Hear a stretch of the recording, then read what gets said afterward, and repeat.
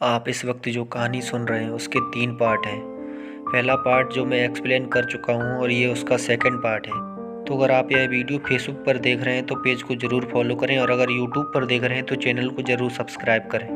और हाँ, इसके पहले पार्ट का लिंक मैंने डिस्क्रिप्शन में दे रखा है, तो आप वहाँ से ज़रूर इसे चेकआउट कर सकते हैं। इस कहानी के शुरुआत में हमें दिखाते हैं कि एक आदमी की गाड़ी से एक हिरन टकरा कर मर जाता है, पर कुछ टाइम बाद हिरन अपने आप खड़ा हो जाता है, यानी वो जिंदा हो जाता है, और उसकी आंखें पूरी तरह से सफ़ेद हो जाती हैं, यानी रहस्यमयी तरीके से उसकी आंखें बदल जाती हैं।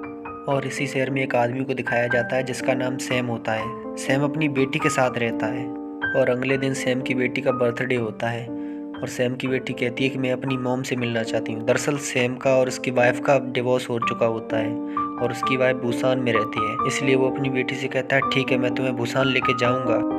अगले दिन ये ट्रेन से बुसान की तरफ निकल जाते हैं। इससे पहले कि ट्रेन चलती, वहाँ पर एक लड़की बुरी हालत में वहाँ पर ट्रेन के अंदर घुस जाती है, जो बहुत जख्मी होती है। उसको ऐसा लगता है कि उसको किसी ने काटा होता है। दरअसल वो ज़ॉम्बी बन चुकी होती है। उसके बाद वो ट्रेन के अटेंडेंट पर हमला कर देती है और उसे काट कर उसे इन्फेक्टेड कर देती है, और कुछ ही समय वो अटेंडेंट भी ज़ॉम्बी बन जाती है और सब पर हमला कर देती है, और अब ये एक दूसरे को काट कर इन्फेक्टेड कर देते हैं। यानी इस ट्रेन में बहुत सारे ऐसे लोग हो चुके हैं जो ज़ॉम्बीज़ बन चुके हैं। सैम कैसे तो अपनी बेटी को बचाकर वहाँ से भागता है और दूसरी बोगी में घुस जाता है, और वहाँ पर जाते ही वो दरवाज़ा बंद कर देता है, पर ज़ॉम्बीज़ दरवाज़ा तोड़कर अंदर आने लगते हैं। तो सैम कहता है कि हमें इसे कवर करना चाहिए, इससे ये लोग शांत हो जाएंगे और हम पर हमला नहीं करेंगे। अगर हम इन्हें देखेंगे ही नहीं तो ये हम पर हमला कैसे करेंगे। इसके बाद वो न्यूज़पेपर से उस दरवाजे को कवर कर देते हैं और ज़ॉम्बी सच में शांत हो जाते हैं। वहीं ट्रेन का पायलट उन्हें बताता है कि उन्हें अगले स्टेशन पर ट्रेन न रोकने के ऑर्डर्स ऊपर से मिले हैं। हालांकि ये लोग पायलट को ट्रेन रोकने के लिए कहते हैं, मगर वो साफ साफ मना कर देता है। अब सैम को उसकी मॉम का कॉल आता है, और वो कहती है कि अपनी बेटी का ख्याल रखना। तो सैम समझ जाता है कि उसकी मॉम भी इन्फेक्टेड हो चुकी हैं, अब मतलब वो भी अब मरने वाली हैं। इसके बाद इन सबको पता चलता है कि पूरे शहर में ज़ॉम्बीज़ का आतंक फैल चुका है, और जितने भी जिंदा लोग बचे हुए हैं वो ज़ॉम्बीज़ के द्वारा काटे जा रहे हैं और इन्फेक्टेड हुए जा रहे हैं। तभी ट्रेन का कैप्टन ट्रेन में अनाउंसमेंट करता है कि अगले स्टेशन पर ट्रेन रुकेगी, क्योंकि उस स्टेशन पर आर्मी आ चुकी है और वो पूरी तरह से सुरक्षित है। ट्रेन स्टेशन पर रुकती है और सबके सब बाहर आते हैं। दरअसल स्टेशन पूरी तरह से खाली होता है, और ये सब मेन गेट की तरफ चलना शुरू कर देते हैं, पर सैम एक दूसरे गेट से बाहर निकलता है। दरअसल वो इन लोगों के साथ क्वारंटीन नहीं होना चाहता है, क्योंकि अगर आर्मी वाले इन्हें पकड़ेंगे तो इन्हें क्वारंटीन करेंगे। इसलिए सैम अपने बॉस से बात कर सेकंड गेट से निकल जाता है। उधर दूसरी तरफ बाकी पैसेंजर को दिखाया जाता है जो मेन गेट तक पहुंच चुके होते हैं, और वो देखते हैं कि वहां पर बहुत सारी आर्मी है, पर वो सभी के सभी ज़ॉम्बी बन चुके हैं, और वो उन पर हमला कर देते हैं और बहुत सारे लोगों को काट लेते हैं। पर किसी तरह कुछ लोग यहाँ से बचकर निकल जाते हैं। वहीं सैम को दिखाया जाता है, जो देखता है कि आर्मी वाले अब ज़ॉम्बी बन चुके हैं, और वो सैम के ऊपर हमला कर देते हैं, और एक ज़ॉम्बी सैम की बेटी को काटने वाला होता है। तभी एक एंडी नाम का आदमी आता है जो ज़ॉम्बी को मार देता है और सैम की बेटी की जान बचाता है। सैम के ऊपर भी एक ज़ॉम्बी हमला कर देता है, पर सैम उसे मार देता है, और वो एक गेट के अंदर चला जाता है जहाँ पर सबके सब लोग जो इन्फेक्टेड नहीं होते हैं वो होते हैं, और गिलास के दरवाजे को पकड़कर बंद कर देते हैं। यहाँ पर जो एंडी की पत्नी होती है वो सैम की बेटी को लेकर ट्रेन के अंदर चली जाती है, और वहाँ पर एक कंपार्टमेंट में चढ़ जाती है, पर सैम और एंडी अभी भी यहाँ होते हैं। अब ट्रेन दोबारा से चालू हो जाती है और यहाँ से निकलने लगती है, और इधर सैम और एंडी दरवाजे को छोड़कर यहाँ से भागने लगते हैं और ट्रेन की तरफ जाने लगते हैं। तभी सारे के सारे ज़ॉम्बीज़ दरवाज़ा तोड़कर इनके पीछे लग जाते हैं और इनका पीछा करते हैं, मगर ये कैसे तो भी ट्रेन के एक कंपार्टमेंट में चढ़ जाते हैं। अब दूसरी तरफ उस कंपार्टमेंट को दिखाया जाता है जहाँ एंडी की पत्नी और सैम की बेटी होती है, मगर वहाँ बहुत सारे ज़ॉम्बीज़ होते हैं। तो ये लोग कैसे तो भी छुपते छुपाते अपने आप को एक वॉशरूम में लॉक कर लेते हैं। अब एंडी अपनी पत्नी को कॉल करता है और उसे पता चलता है कि सैम की बेटी और उसकी पत्नी कंपार्टमेंट नंबर 13 में है, और ये लोग कंपार्टमेंट नंबर 8 में हैं अभी, और उन्होंने अपने आप को एक वॉशरूम के अंदर बंद किया होता है। और अगर उन्हें वहां तक पहुंचना है तो इन्हें एक एक करके सभी कंपार्टमेंट को क्रॉस करना होगा जहां पर बहुत सारे ज़ॉम्बीज़ हैं। फिर ये लोग अपने आप को ज़ॉम्बी से लड़ने के लिए तैयार करते हैं। सबसे आगे एंडी होता है क्योंकि वो सबसे ताकतवर है, और फिर ये ज़ॉम्बी से लड़ते हुए उन्हें मारते हुए एक कंपार्टमेंट को पार कर लेते हैं। लेकिन अभी भी इनकी मुश्किलें कम नहीं हुई होती हैं। उसके बाद जब ये अगले कंपार्टमेंट में जाते हैं तो वहाँ पर एक बेसबॉल की टीम होती है, और उनके साथ जो लड़का होता है उसके सब ये दोस्त होते हैं।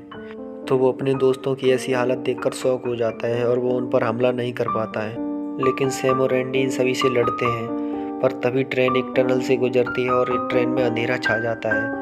और अंधेरे को देखकर सभी ज़ॉम्बीज़ एकदम शांत हो जाते हैं, मतलब एकदम निष्क्रिय हो जाते हैं। और यहाँ पर इन्हें पता चलता है कि ज़ॉम्बीज़ को अंधेरे में नहीं दिखता है, वो एकदम निष्क्रिय हो जाते हैं और शांत हो जाते हैं। इस बात का फ़ायदा उठाकर ये अगले कंपार्टमेंट में चले जाते हैं और दरवाज़ा बंद कर देते हैं। लेकिन जब ये अगले कंपार्टमेंट में जाते हैं तो वो देखते हैं कि वहाँ पर भी बहुत सारे ज़ॉम्बीज़ हैं। तो ये लोग चुपचाप बैठ जाते हैं और अगले कंपार्टमेंट आने का वेट करते हैं।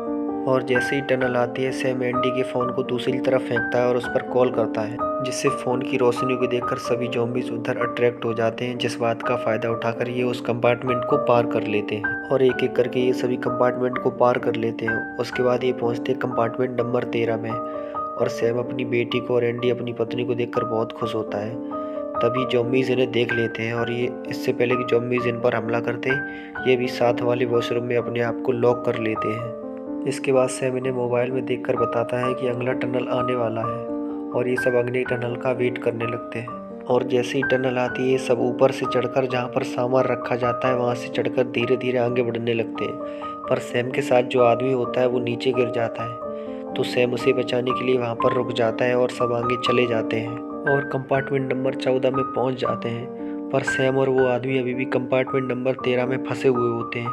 तभी रोशनी आ जाती है और सैम और वो आदमी कंपार्टमेंट नंबर 14 की तरफ भागते हैं और वहाँ पर पहुँच जाते हैं। और एंडी दरवाज़ा लॉक कर देता है, पर दरवाज़ा पूरी तरह से लॉक नहीं हुआ होता है और ज़ॉम्बी उधर धकेल रहे होते हैं और एंडी उसे पकड़ कर रखता है। वहीं इसके साथ वाले कंपार्टमेंट में बहुत सारे लोग होते, पर ट्रेन का अटेंडेंट दरवाज़ा नहीं खोलता है क्योंकि उसे लगता है कि इनमें से कोई भी इन्फेक्टेड हो सकता है। तभी सैम 15 नंबर के कंपार्टमेंट की तरफ जाता है और उसका दरवाज़ा तोड़ना शुरू कर देता है और जल्दी ही वो दरवाज़ा तोड़ देता है। लेकिन सब लोग नहीं चाहते हैं कि वो लोग अंदर आए। वहीं एंडी को दिखाया जाता है जो दरवाज़ा पकड़ के खड़ा होता है। वो सैम से कहता है, तुम मेरी पत्नी का ध्यान रखना और उसे लेकर यहाँ से निकल जाओ। सैम एंडी की पत्नी को लेकर यहाँ से निकल जाता है। तभी ज़ॉम्बीज़ एंडी पर हमला कर देते हैं और एंडी को भी इन्फेक्टेड कर देते। सैम, उसकी बेटी और एंडी की पत्नी और उनके साथ जो लेडी होती है कंपार्टमेंट नंबर 15 की तरफ भागते हैं। लेकिन इनके साथ जो लेडी होती है उसे ज़ॉम्बीज़ पकड़ लेते हैं और मारना शुरू कर देते हैं। 15 नंबर कंपार्टमेंट में ऐसी लेडी की बहन होती है जिसकी आंखों के सामने उसकी बहन को मारा जा रहा होता है, जिसकी मौत से उसे बहुत दुख होता है, उसे बहुत तकलीफ होती है। 15 नंबर कंपार्टमेंट में जो ट्रेन अटेंडेंट होता है वो लोगों से कहता है कि ये सभी इन्फेक्टेड हैं और लोग इनकी बात मान लेते हैं, इसलिए इन सबको एक दूसरे कंपार्टमेंट में भेज दिया जाता है। वहीं 15 नंबर कंपार्टमेंट में वो लेडी जिसकी आंखों के सामने उसकी बहन को मार दिया होता है, वो इन सबको उसकी मौत का जिम्मेदार कहती है, क्योंकि उन्होंने इस कंपार्टमेंट का गेट नहीं खोला होता है, जिसकी वजह से यहाँ पर उसकी बहन मारी गई होती है।